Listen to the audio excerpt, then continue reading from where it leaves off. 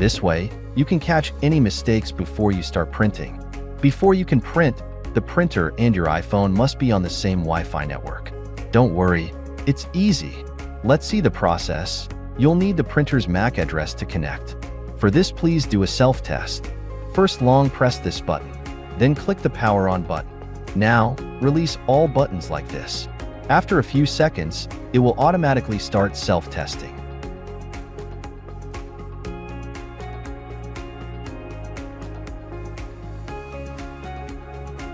The MAC address is listed on this page. Now, look at the app on your iPhone and go to Settings. Make sure Bluetooth is enabled. We need to configure and set up the Wi-Fi network in our printer by Bluetooth. For this, click here.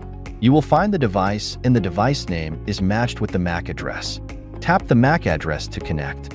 Select OK. Now, enter your Wi-Fi network name and password and press Setup. Once the printer is connected, it will automatically turn off to complete the setup. Now, the printer is on the same Wi-Fi network as your phone.